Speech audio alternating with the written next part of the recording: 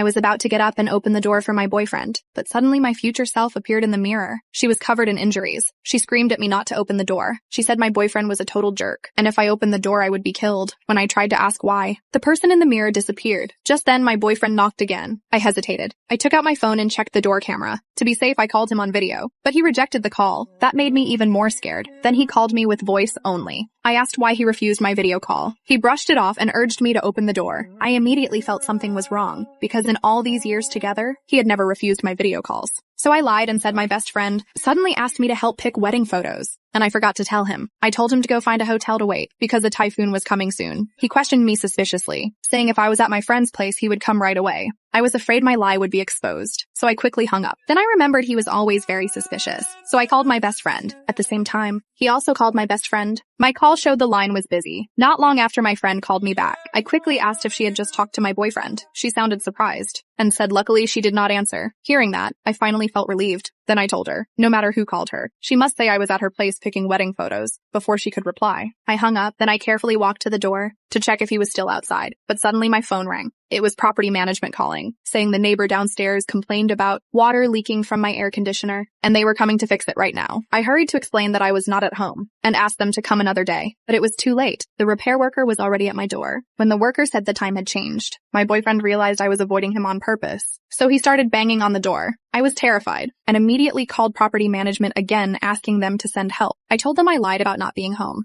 because I was hiding from a dangerous person outside. Then I also called the police. After hanging up, I quickly moved heavy furniture to block the door, to stop my boyfriend from getting in. But when property staff arrived, they were easily fooled by him, and even tried to persuade me to open the door and make peace. When I still refused to open it, they left, and that made my boyfriend relax. Then he started trying to guess the door lock code, just as he was celebrating cracking it. The police finally arrived. He thought he could trick the police like before, but the police stopped him outside. Seeing this, I felt relieved and opened the door for the police. Then I told them he had just tried to break in violently, and asked them to drive him away, but he lost control when the police blocked him, and tried to rush in to restrain me. Luckily, the police stopped him in time. That made me glad I did not open the door earlier. But then he threatened the police, saying he would file complaints for interfering in family matters, trying to scare them away. But the police ignored the threats, and firmly protected me behind them. What shocked him even more was that I showed the door camera footage of him trying to break in. He panicked instantly. When the police saw the solid evidence, and learned his family had been harassing me for a long time, they immediately drove them away, but he still refused to give up, and a huge plot began forming in his mind.